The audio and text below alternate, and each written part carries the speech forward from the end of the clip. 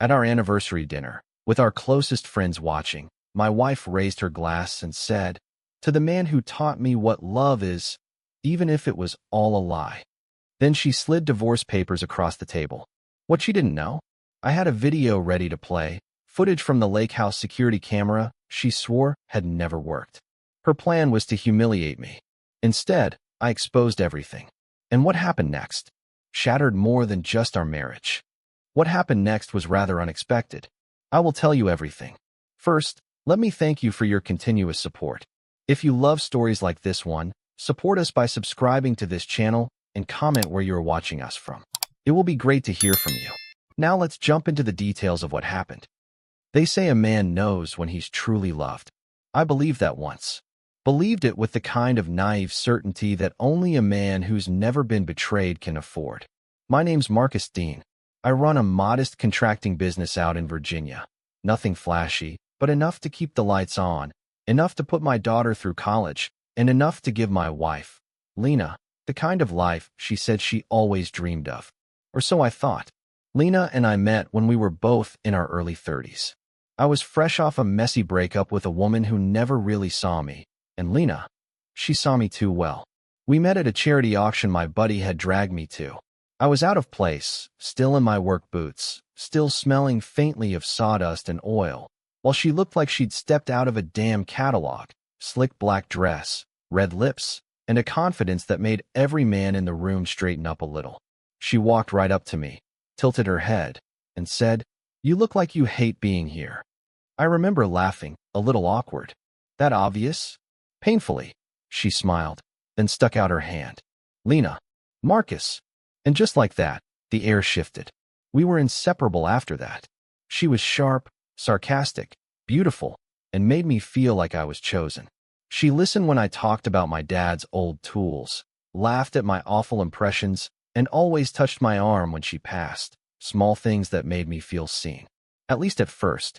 I thought we were building something solid, real. We got married 2 years later in the backyard of my childhood home. Small ceremony, just family and a few close friends. I built the arbor myself. For a while, things were good. Hell, better than good. We traveled when we could, Jamaica, the Rockies, even did a food tour through New Orleans once that left us both 5 pounds heavier and 10 times happier. We had inside jokes, late-night talks, arguments that ended in honest apologies. She was the first person I called when a job fell through or when I landed a big contract. She said I was her anchor, that I made her feel safe. But around year 10, things shifted. Subtle at first. I'd come home and find her on the patio with a glass of wine, staring off into space. She used to light up when I walked in the door. Now, half the time, she barely looked up. She started spending weekends with the girls, but never mentioned names. Her texts got shorter. "Be home late. Don't wait up." And when I'd ask what was going on, she'd sigh like I was exhausting her. "You're imagining things," she'd say. "Not everything's about you, Marcus." That one stung. Not because it wasn't fair, I was asking questions, but because I could feel the undertone. That slow, seeping resentment that takes root when someone's already made up their mind. I started to second-guess myself. Maybe I was being clingy. Maybe I wasn't giving her enough space. So I backed off, gave her room. Bought her that spa weekend she kept mentioning, even though it meant pushing off a tool upgrade I needed. But nothing changed. If anything, it got worse. Our conversations turned shallow. She talked about people at work I'd never met, inside jokes I wasn't part of, and always that damn phone in her hand. At night, she'd turn away from me in bed. No kiss, no warmth, just the cold distance of someone already gone. Still, I stayed. I kept showing up, kept making coffee in the mornings, kept checking in. I'd even text her love notes, short ones, stupid ones sometimes, like "still love you more than I love my truck," which always made her laugh back in the day. Now, no response. But here's the thing. You don't just walk away from 12 years without trying. I owed it to myself, and to the woman I thought I married, to figure out what was really going on. I didn't want to be the paranoid husband tracking her every move, but I wasn't stupid either. So when she started disappearing on Saturdays, always with vague plans and no clear timelines, I quietly checked the lake house security cam. It had been offline for a while. Lena said the connection out there was too weak, that she gave up trying to fix it. But I never quite bought that, so I called in a tech guy, paid him to check the backups. And that's when everything began to unravel. But I'll get to that soon. Because before the unraveling, there was still a part of me that hoped, that prayed I was wrong. That maybe it was just stress, or hormones, or midlife discontent. I even tried to plan something special, our anniversary, 12 years. I booked a private room at her favorite restaurant, called ahead to request her favorite wine, even told the staff I'd be giving a small speech. I remember standing in that room the night of our dinner, looking around at the friends and family we'd invited. People who'd watched us grow, who believed in us. I thought maybe, just maybe, this night could shift something back, reignite a flame. But what Lena did instead? No, that comes later. Because to understand why I didn't see it coming, why I refused to see it coming, you have to understand how much I loved her. I didn't just love her the way a man loves his wife. I loved her like a man who found peace in someone else's laughter. I built a life around her, centered her in every decision. She was my person. So when the distance started, I told myself it was temporary. When the coldness crept in, I thought I just had to love harder, be better, try more. But love, real love, only works when it's shared, when it's honest. And hers had become a performance, a hollow, carefully curated show for the outside world, while behind closed doors, she was slipping away. Or maybe she'd already left. Maybe I was just too blind, or too loyal, to see it. I didn't say anything about the camera, not at first. There was a voice in my head telling me to wait, telling me to gather, to observe, to watch. I've spent years on job sites where things go wrong fast if you rush. Sometimes, the smartest thing a man can do is sit still and listen to the cracks in the walls before they crumble.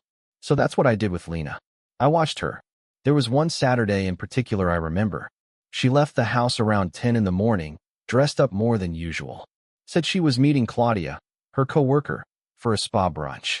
I nodded, kissed her on the cheek, watched her pull away in the car we bought together just a year earlier, the one I was still making payments on. That part stung more than I'd like to admit. An hour later, I called Claudia. Not to be sneaky, just, I don't know, gut check. I'd met her a few times at work functions. Nice enough. Hey Claudia, just checking in, I said. Hope you'll have a good time at the spa. There was a pause on the other end. Spa. I felt my stomach go cold. She didn't tell you? I played dumb. Lena said you two had a brunch thing. Oh, no, I haven't seen Lena in weeks. I hung up politely, my hands shaking so bad I almost dropped the phone. Still, I didn't confront her that night. She came home smiling, holding a small shopping bag, her lipstick freshly reapplied. She smelled like a different cologne, one I didn't wear. Good day, I asked, keeping my tone light. She said, setting the bag on the kitchen island. It was nice. Relaxing. I stared at her, wondering how many lies could fit in that one word. Nice. She kissed my cheek and poured herself a glass of wine. I stood across from her, hands in my pockets, watching her sip and scroll on her phone like we weren't dissolving. You ever think about us? I asked. She looked up, annoyed. What kind of question is that? I mean, who we used to be, where we are now. Another sip. Her lips left a smear on the glass. Marcus, can we not do this tonight? That was her line. Always that line. Not tonight. Not now. Maybe later. But later never came. The following week, I drove out to the lake house on my own. Told her I had a plumbing inspection scheduled. It was a lie. I just needed to see the place. To feel whether the ghosts I suspected were real. And when I walked in, it hit me like a punch to the chest. Her perfume lingered in the bedroom.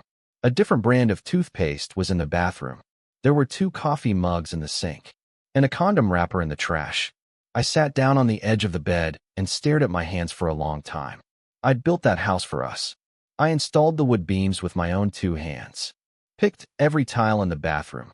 Carved our initials into the deck railing one summer night when we were drunk on wine and laughter. And now it was just defiled. Used for lies. For someone else. I should have been furious, but all I felt was hollow. Like I'd been gutted. That's when I checked the camera. I'd had it installed as a safety precaution after some break-ins in the area.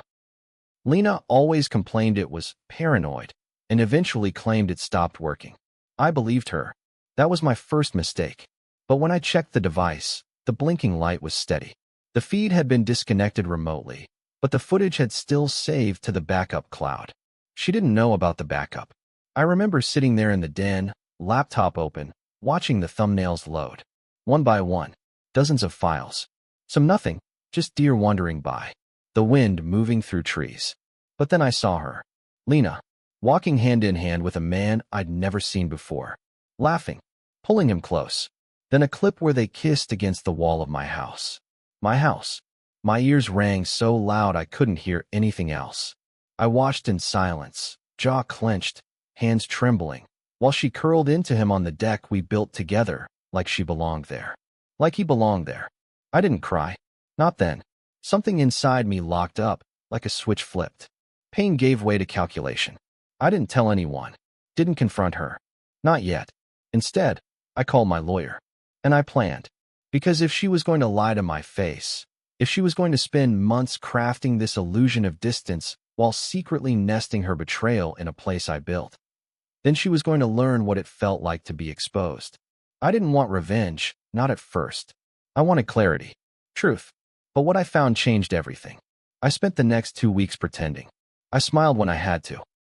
Cooked dinner twice, even though she didn't touch it either night. She was barely home anyway. Always had somewhere to be, something to do. And when I asked questions, she gave the same exhausted answers. You wouldn't understand, or I'm just tired.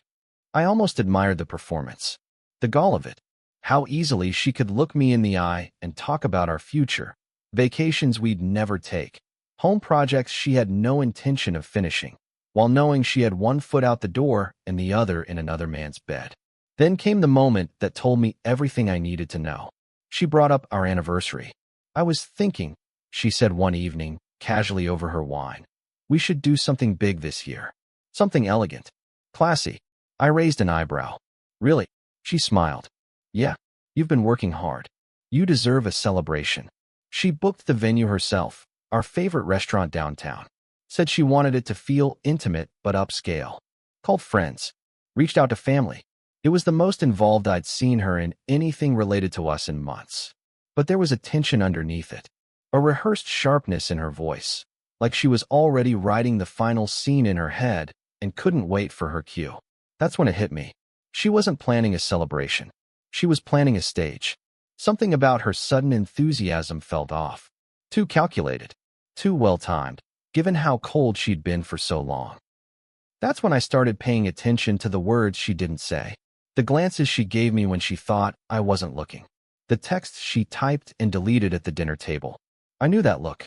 She was going to leave me. But not quietly. No, Lena wasn't wired for that. She needed the narrative. She needed control. And she wanted the audience. So I gave her one. I played my part perfectly. Picked out a nice jacket. Let her plan the whole thing. Told her I was excited. Even sent out a few invites myself. My cousin, her sister, a few old friends. People who'd known us since the beginning. People who'd feel the shift in the room when it came. And oh, it was coming. Meanwhile, I worked with a contact I knew from a commercial install. Guy who specialized in AV setups for corporate events. Asked him a simple question. Can I connect my laptop to your projector without anyone noticing until I hit play? He said yes. I transferred the footage from the lake house camera onto a fresh drive. Trimmed it down. Nothing obscene. Just enough to show Lena for who she really was. Just enough to strip away the image she had so carefully constructed. And then I waited. On the outside, I was calm, polite, cordial. Inside, I was at war with myself. Part of me still wanted her to walk it back. To look me in the eyes and tell the truth. To admit she messed up and wanted to fix it. But I knew better. Lena wasn't built for honesty. She was built for self-preservation.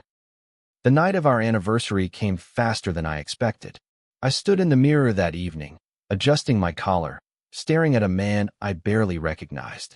Not because of how I looked, but because of what I knew. 12 years ago, I said I do to a woman I believed would never betray me. Now I was walking into a room where she planned to humiliate me. She thought she was directing the show. She had no idea I'd rewritten the ending. And I wasn't going to raise my voice. I wasn't going to cry. I was going to let the truth speak for itself. Lena had chosen her mask. I was about to take it off. There's a strange kind of clarity that settles over you when the person you love most becomes the one who hurts you deepest. It's not rage, not immediately. It's more like a numbness that wraps around your chest and keeps you just functional enough to do what needs doing. That's where I lived during the days leading up to the anniversary dinner, in that limbo between heartbreak and strategy. I wasn't operating as a husband anymore. I was a man preparing for the last honest thing he'd ever say to the woman he thought he'd grow old with. The video was about 3 minutes long. That's all I needed. I cut the fluff, the innocent stuff that would muddy the message. I focused only on what couldn't be denied. There she was, laughing as she slipped her arms around him from behind on the porch swing. His face half turned toward the camera, not enough to recognize unless you already knew, but her face? Her smile? Her voice as she said, "No one comes out here. It's just us." Undeniable. The first time I watched the footage straight through, I almost vomited. Not because of what they were doing. Hell, affairs happen. It was how casual it was. How at ease she looked. How herself. It hit me like a freight train. I hadn't seen that version of Lena in months. The soft laugh, the playful touch, the comfort in her skin. She hadn't stopped being that woman. She'd just stopped being her with me. After the fifth playback, I closed the laptop and leaned back in my shop chair, staring up at the rafters. My hands were clenched in my lap. I wasn't even aware of it until I felt my fingernails digging into my palms. I released them slowly, tried to breathe, and whispered to the empty workshop, "What the hell did I do wrong?" Because that question haunted me more than anything else. Was it that I worked too much? That I got comfortable? Was it because I wasn't as exciting as I used to be? Or because I still wore steel-toed boots to fancy restaurants when everyone else was in loafers? I'd always assumed love was about building a life, not about impressing someone endlessly. But maybe I was wrong. Maybe Lena needed sparkle, and I had only ever given her brick and mortar. Still, she could have told me. She could have asked for space, for counseling, for anything but this. Instead, she decided to let me rot in the dark while she played house on weekends with a man who didn't know how to hold a hammer. I spent the next day gathering my evidence, not just the video, but phone records too, text logs, timestamps. I wasn't going to present it all, but I needed to have it, in case she tried to spin things later. I created a backup of the footage and emailed it to myself, then stored it on a password-protected flash drive. I labeled the folder plainly, Lena Truth. I didn't feel proud of what I was doing, but I did feel certain. A week before the dinner, I visited the restaurant under the guise of finalizing the wine list. The manager was a younger guy, probably late 20s, eager to impress and way too enthusiastic about elevating the vibe. He talked about mood lighting, candle arrangements, and Instagrammable plating while I nodded absently. At the end of the meeting, I asked, "What's the AV setup like in the private room?" He beamed. "Top-notch. We've got a full drop-down projector, HDMI input, surround sound. You doing a slideshow or something?" Something like that. I requested a brief test run, and when he stepped away to check on the connection, I plugged in the drive. There she was, flickering onto the screen, her back to the camera, barefoot on the porch, dancing slow with him to music only they could hear. I felt my stomach churn again. The manager returned mid-scene, and I quickly yanked the cord. "Just making sure it works," I said. He nodded. "Smooth as butter. Just let us know the night of, and we'll have it ready." And that was it. The plan was set. The date was locked. But even then, in those final few days, part of me still clung to hope. Isn't that pathetic? After everything I'd seen, after every lie, every sideways glance, there was still this tiny, broken piece of me that wished she would pull me aside and say, "Marcus, I've made a terrible mistake." But she didn't. She never did. In fact, the night before the dinner, she was in rare form. I found her in our bedroom, humming while trying on different jewelry. She held 2 necklaces up to her neck and asked, "Which one do you think looks better with the dress?" I stared at her for a beat too long. "The gold." She smiled without looking at me. "Thought so." Then she turned and walked to the mirror, letting the chain fall around her throat. The metaphor wasn't lost on me. That night, as she slept beside me, peacefully, shamelessly, I lay awake, staring at the ceiling. My mind wasn't racing. It was something slower, darker, a kind of pre-grief, because I knew what was coming. I knew the woman lying next to me would hate me by tomorrow night. Not for what I'd done, but for what I revealed. She could live with being unfaithful. She couldn't live with being exposed. And I was about to do both. The restaurant looked exactly the way Lena wanted it. Dim, elegant, expensive without feeling stuffy. The kind of place where people took photos of their food and posted long captions about anniversaries and deep, enduring love. I arrived 10 minutes early, wearing the charcoal blazer Lena once said made me look like a man who actually reads the news. She was already there when I walked in. Hair pinned up, silver earrings, a dress that told everyone in the room she came to be noticed. She didn't look at me right away, just kept chatting with her sister and sipping white wine. But when her eyes did find mine, she smiled. This slow, closed-mouth smile like she was savoring something. Maybe she thought it was victory. Guests arrived in waves. Friends, co-workers, extended family. People who'd toasted us at our wedding now toasting us again over overpriced sea base. The hum of conversation filled the private room, clinking glasses and nervous laughter. I made my way through it all, shaking hands, hugging a few folks, nodding politely. But I wasn't really in the room. Not fully. I was hovering just above it, watching it all from a place far removed. Like I was a ghost at my own funeral. Eventually the plates were cleared, the lights dimmed slightly, and Lena stood up. She tapped her glass with her fork, the high ping cutting through the air. "I just want to say a few words," she said, smiling around the room. "Thank you all for coming tonight. It means a lot to both of us." She rested a hand on my shoulder and let it linger. The touch felt fake, heavy, like a hand on a casket. "Marcus and I have been through a lot," she continued, her voice slow and deliberate. 12 years. That's not nothing, right? Murmurs of agreement. Smiles. Nod. She looked down at me, then raised her glass. "To the man who taught me what love is." She paused. I felt it before she said it. That shift in the air, like the second before a car wreck. Even if it was all a lie. The room went dead quiet. No one moved. No one breathed. She reached into her purse, pulled out a sleek manila folder, and slid it across the table toward me. I stared at it. Divorce papers. I didn't have to open it to know. Then she turned to the room again. Sometimes you have to be brave enough to admit when something is broken, when someone isn't who you thought they were. So tonight, I'm choosing freedom. And I hope you'll all support me in that. A beat of stunned silence. And then I stood, calm, controlled, a man who had waited long enough. I picked up the folder, weighed it in my hand, then set it back down without opening it. I reached into my coat pocket and pulled out the flash drive. "Before you all go toasting her bravery," I said, "I'd like to show you something." I looked at the manager. He'd been waiting, just as I asked. He gave a subtle nod, walked to the back wall, and dropped the projector screen down. Lena's smile faltered. "Marcus," she said under her breath. "What are you doing?" I didn't answer. I just plugged the drive into the port. The screen flickered, and then it started to play. The lake house porch. Lena in a sundress, laughing. "No one comes out here," she said, curling into the arms of a man no one in the room recognized. "It's just us." Gasps. One woman actually covered her mouth. Lena's sister whispered something sharp and angry. The video kept playing. Silent. Brutal. 3 minutes of truth. When it ended, I turned to face her. She was pale, hands trembling, still standing. "That's what you were doing on your spa weekends, right?" I said softly. "You lied about the camera. You lied about the man. And now you're lying to this entire room." She opened her mouth, but no words came out. "This was your show, Lena," I added. "You wrote the script. I just decided to change the ending." I looked around the room, at people who'd believed in us, people who were now staring at her like they didn't recognize her. Her father looked away. Her best friend stood up and walked out.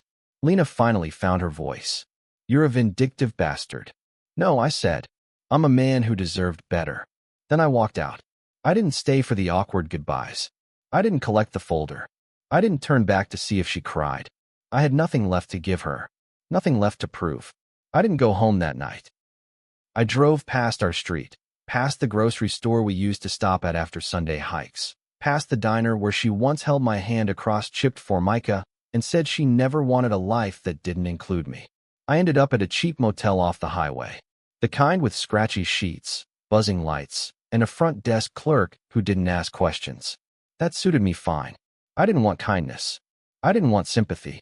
I just needed silence. I lay on the bed, fully clothed, staring at the ceiling fan as it spun like a clock I couldn't stop. My phone buzzed every few minutes. Calls, texts, notifications. I didn't look at them. I wasn't ready. I needed space from it all. From her.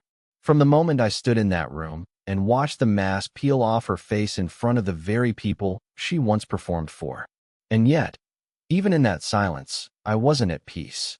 Because beneath the vindication, beneath the satisfaction of exposing her for what she truly was, there was a dull ache that throbbed like a bruise I couldn't locate. I hadn't just ended a marriage. I'd detonated the image of one. I'd taken 12 years of shared stories, mutual friends, traditions, and shattered them on a public stage. And I couldn't decide if I felt strong or monstrous. The next morning, I finally turned my phone over. 32 missed calls. Dozens of texts. The group chat with my family was blown up with variations of, "What the hell happened last night?" and "Call me ASAP." One message from Lena's sister stood out. "You didn't deserve that." But she damn sure did. Another message came from Lena herself, short, cold, and shaking with ego. "You humiliated me in front of everyone. Don't think that makes you the good guy." I didn't respond. Instead, I went home. She wasn't there. The house was cleaner than usual, almost suspiciously so, like she'd tried to erase her presence in a hurry. Her jewelry box was gone. A couple of her suitcases, too. The closet was half empty. Her toothbrush missing. And still, on the dresser, sat the framed photo of us from our 5th anniversary. The one where we stood on the coast, her arms around me, both of us smiling like we knew something no one else did. I flipped it face down. Within a few hours, the video had made its way online. Someone at the dinner had recorded it, vertical phone footage with shaky hands and crystal clear audio. The clip spread fast. A few people posted it to Facebook with cryptic captions like, "When the truth comes to dinner," and "He really said play stupid games, win stupid prizes." It didn't take long before the gossip started. People I hadn't spoken to in months started reaching out. Some curious, some supportive, some nosy. One of Lena's co-workers emailed me privately. I had no idea. "She always made you out to be distant, checked out." Guess she left out some details. I laughed bitterly. Of course she did. That was her whole game. Control the narrative. Make herself the victim. Paint me as the absent husband who never noticed her fading. But people weren't buying it anymore. Not after that footage. By day 3, she posted a message on Instagram. A photo of her staring out a window with a cup of coffee, captioned, "Healing isn't linear. Sometimes you're just collateral damage in someone else's lesson." The comments were split. Half her circle offering affirmations and cliches, the other half subtly calling her out. And then came the voicemail. It hit harder than I expected. It was late, maybe 1 a.m., and I was in the garage organizing tools I didn't need just to keep my hands busy. The phone rang. I let it go to voicemail. 30 seconds later, the message popped up. I hovered over it for a long time before I finally pressed play. I don't know what I was thinking. No, that's not true. I do know. I was selfish. I wanted something new, something easy. And I thought if I made you the villain, it would make leaving easier. She paused, breathing shaky. But you weren't the villain. You were just steady. And I mistook that for weakness. I was wrong. Another pause. You didn't deserve the way I ended things. I thought I'd feel powerful. Instead, I feel like I burned down a house I never finished building. I'm sorry. I didn't save the message. I didn't reply. Because as much as I wanted to believe that some part of her meant those words, it didn't matter. Regret wasn't a cure. It was just evidence that she finally saw the damage. But seeing it doesn't fix it. It doesn't unbreak the bones. And I'd spent too long limping through a marriage that had already shattered.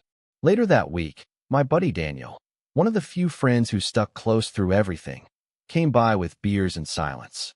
We sat on the porch as the sun dipped low and the cicadas screamed into the dusk. "You good?" he asked finally. I thought about it. Then I shook my head. "Not yet. But I'm not broken either." He nodded. Didn't press. That's why I trusted him. As the evening wore on, I said, almost to myself, "I don't think I ever really knew her." Daniel took a slow sip. "Maybe you knew the version of her that loved being loved. But once she stopped needing that, maybe there was nothing underneath. That hit hard. Because it was true. Love, I've learned, isn't just about connection.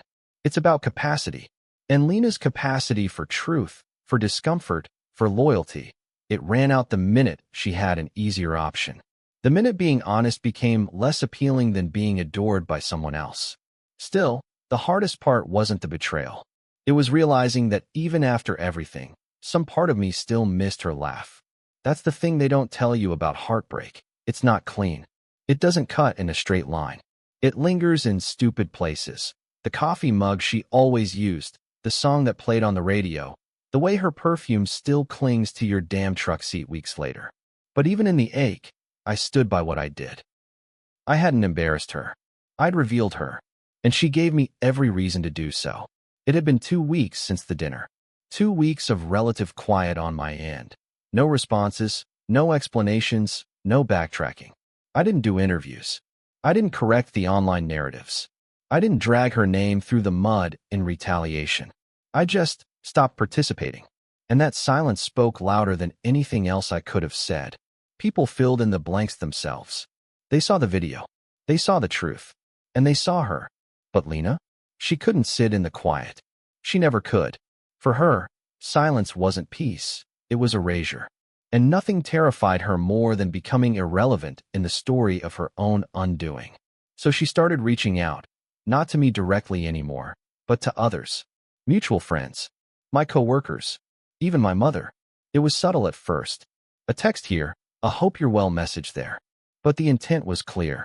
She was trying to rebuild the story, frame herself as a woman who'd made a single mistake, caught in a storm of unmet needs and emotional neglect.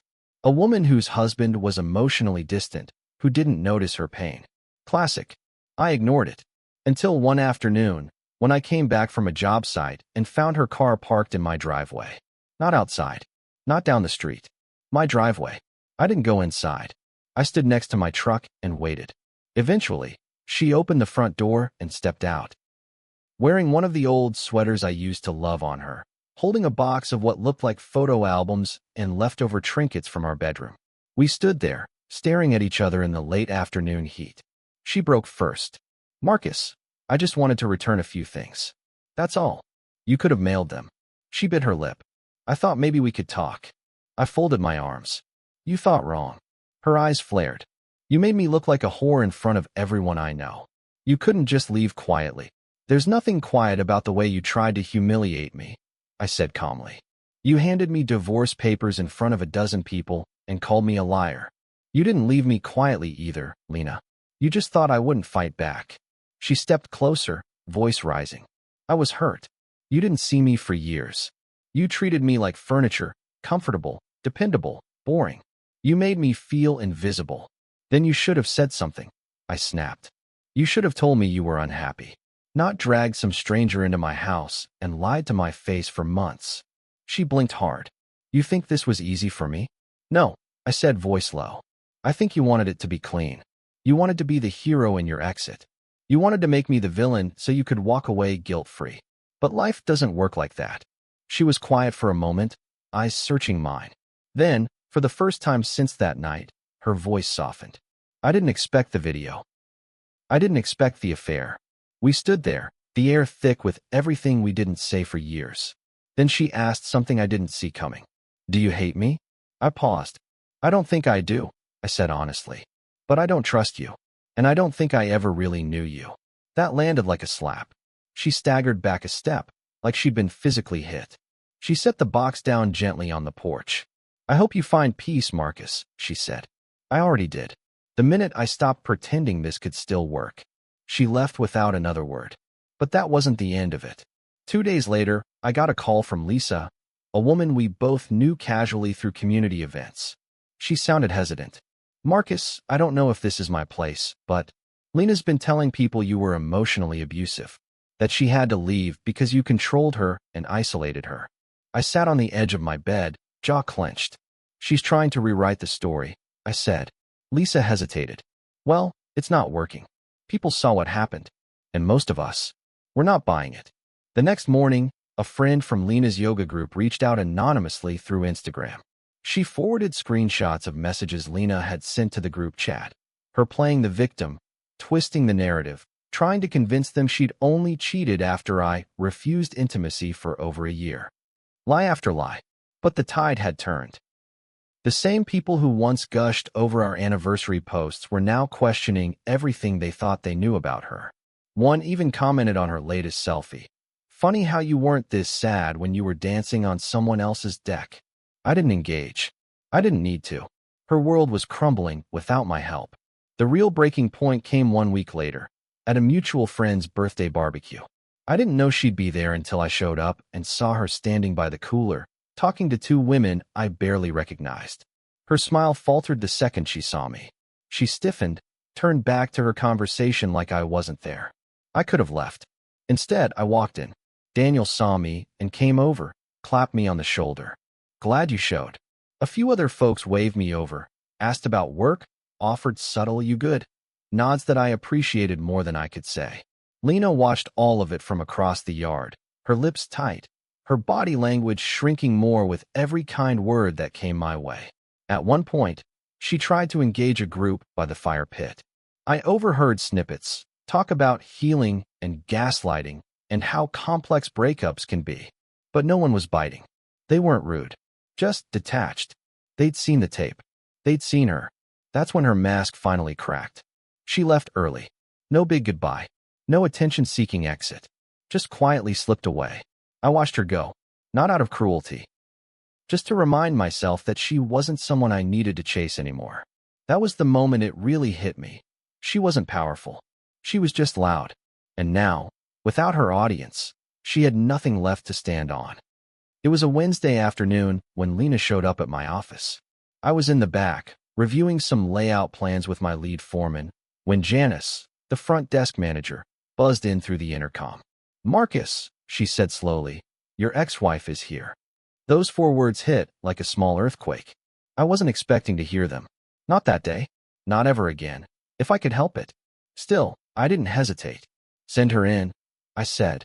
Lena walked in like someone who didn't quite belong in their own skin. Hair pulled back, makeup minimal, no jewelry. She wore a beige coat too thin for the weather, arms wrapped around herself like a shield.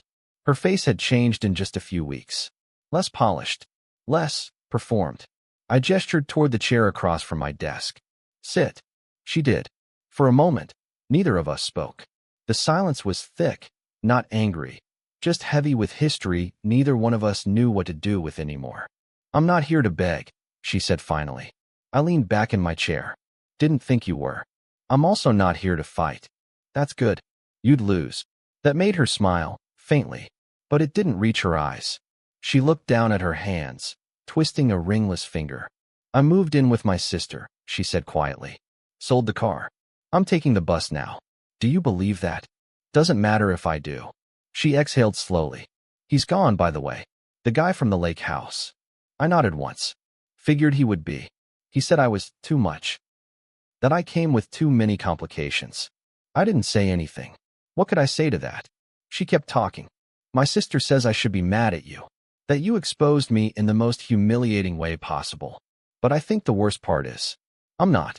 Not really." She looked up at me for the first time since sitting down. Because when I saw myself on that screen, when I saw me, the way I looked at him, the way I lied, it didn't feel like I was watching someone else. It felt like a spotlight.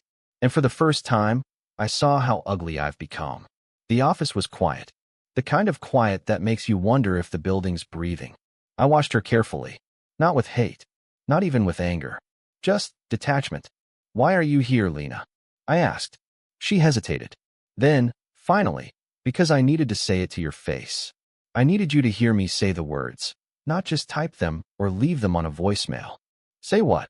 She swallowed hard. "I'm sorry. I'm sorry for betraying you. For twisting our story into something selfish. For trying to leave with my hands clean when I'd already stained everything." I stared at her. Waited. And then I asked the one question that had lingered in the back of my mind for months. "Was there ever a part of you that still loved me, even at the end?" Her eyes filled, just a little. She nodded. "Yeah." And that's what made it easier to lie. Because I thought I could hold on to that tiny part, and it would excuse everything else. A tear slid down her cheek. "But it didn't," she whispered. She reached into her coat pocket and pulled out something I hadn't expected, a crumpled piece of paper. My handwriting. One of the love notes I used to leave her on sticky pads. This one said, "Still love you more than I love my truck. And you know how I feel about my truck." She set it on the desk between us. "I found this in my suitcase," she said. And it broke me. I looked at the note, then back at her. I meant every word when I wrote that. I said, "But that man, the one who wrote it, he's gone." She nodded, slowly. No protest. No attempt to spin it. Just acceptance. "I hope you find someone who sees you again," she said as she stood. "Really sees you." I didn't say thank you. I didn't offer closure. Because this wasn't a movie. This was real life. And in real life, some things don't get fixed. They just get acknowledged and left behind. She walked out, her coat swinging gently at her knees. Janice watched her leave from the front desk, then looked at me like she wasn't sure if she should say something. "I'm good," I told her. "Just give me a minute." I sat alone in my office for a while after that, the note still on the desk, her perfume still faint in the air. But there was no ache this time, no longing, just peace. She came looking for redemption, but I didn't need it, because for the first time in years, I wasn't waiting on her anymore. People always assume the hardest part of a breakup is the loneliness, the silence, the empty side of the bed. But it's not. The hardest part is grieving someone who's still alive. Knowing they walk through the world with your memories in their pocket, wearing a face that used to mean safety, and now it means betrayal. But you can't say anything. Can't explain it to strangers or coworkers or the next person you meet. You just carry it, quietly, and hope it doesn't harden you. That's where I lived for the first month after Lena walked out of my office. Somewhere between grief and grit. Between resentment and resolve. I didn't want her back. That was never in question. But there were days I'd hear a song or pass by a coffee shop and the ghost would stir, tiny flickers of what used to be. And it would make me question everything. Did I love wrong? Did I miss the signs?